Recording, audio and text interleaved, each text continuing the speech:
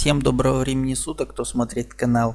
Эта видеозарисовка будет дополнением к первой части обложки журнала The Economist «Мир в 2019 году». В первой части я слишком много нафантазировал, а кое-какие моменты совсем пропустил, хотя они очень важны. А именно это надписи. Надписи, которые тут расположены возле каких-либо животных или людей. Основная масса надписей изображена в зеркальном варианте. Чтобы их прочитать, нужно иметь зеркальное отображение этой обложки. Но есть надписи, которые не нуждаются в таком зеркальном отображении. Это вот на человеческой груди хэштег #MeToo написано «Я тоже». Что «Я тоже» и к чему оно относится? Наверное, к вот этим всем вещам, которые держит человек, Леонардо да Винчи. И я тоже хочу присоединиться ко всему вот этому, что вот здесь. А вот теперь воспользуемся зеркальным вариантом, чтобы прочитать и интерпретировать надписи и какие они к чему относятся, к каким картинкам. Начнем сверху. Facial recognition. И относится к лицу. А скорее всего, что везде повсеместно начнет внедряться такая вещь, как распознавание человеческого лица по антропометрическим данным его. Сетчатка глаза, форма ушей, губ, нос, скул, лоб, морщины. Одним словом, если перейдешь в не том месте дорогу, тебя сразу же сфотографируют и отправят штраф за то, что ты нарушил правила дорожного движения. И ты не сможешь никак это оспорить, потому что камера будет способна распознать твое лицо по твоим антропометрическим данным.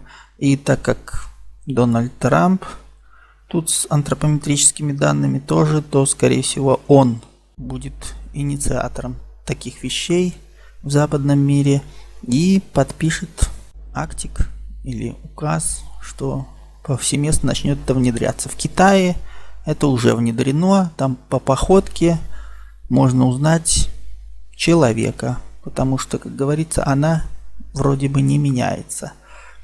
Потом перейдем к другой надписи. Putin's pipelines.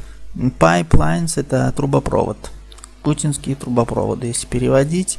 Ну, видно нефтепроводы и газопроводы, которые тянет Газпром в Европу и не только туда. Либо у них будут проблемы, либо кто-то будет мешать этим трубопроводам, ну потому что невыгодно кому-то, чтобы они куда-то прошли. Так что поживем увидим. Дальше вот эта вот надпись. New Horizons to Ultima Thule. Или Туле. Новый горизонт. Вот это Ultima Thule или Туре.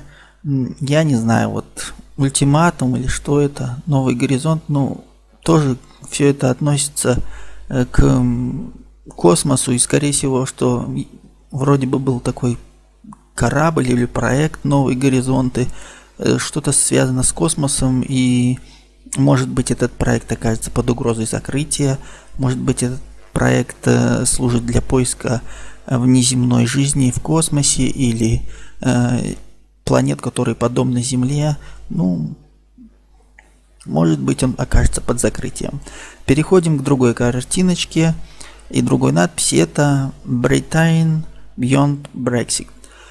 Британия за Brexit. Ну и английский бульдог с британским флагом на груди. По-другому и быть не может, потому что Британия должна быть за Brexit, потому что Евросоюз — это не то место, в котором Британия хочет находиться. Это не отвечает ее политическим интересам. Почему? Потому что в Евросоюзе нету главного человека, а Британия никогда не подчинится королеве какому-то главному человеку. Императора там нет, значит, я главная. А зачем мне подчиняться какому-то там Совету или президенту Еврокомиссии. Он выбранный человек. Одним словом, Британия за, ну а кто захочет саботировать, то может отправиться в полярные или приполярные владения Ее Величества. К примеру, вот земля королевы Мод в Антарктиде, очень прекрасное место. Сейчас как раз там наступило лето, можно позагорать на морозе.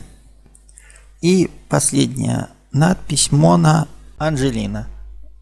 Само название говорит за себя. Анджелина — это, скорее всего, Анджелина Джоли, а так как она в образе Мадонны, это единственный образ, который будет вдохновлять, или, может быть, она снова будет сниматься в каких-то фильмах, которые потрясут мир игрой ее, будет снова на высоте, о ней будут говорить, возможно, получит премию «Оскар». Одним словом, мы о ней еще услышим, и не только в следующем году, но и дальше. Возможно, она каким-нибудь чудесным образом повлияет на женскую часть мира, представ в новом образе и сменив имидж. Ну, остальное я уже про остальное говорил в первой части. Единственное, что скажу, что хорошо, что журнал «Экономист» публикует вот такие вот обложки. Почему-то многим кажется, что они слишком мрачные. Ну, а как им быть не мрачным? Мир такой, и жизнь такая вокруг становится. Суть в том, что если будет все время хэппи-энд, тогда жизнь станет неинтересна. И рано или поздно наступит просто энд. А когда человек знает, что по его вине может наступить этот самый энд, конец всего, то он, конечно же, что-то делает, чтобы он не наступил, и стремится к хэппи-энду, к счастливому концу. Даст Бог, все будет хорошо. Всем, кому понравилось это видео, ставьте лайки, подписывайтесь на канал, пишите в комментариях.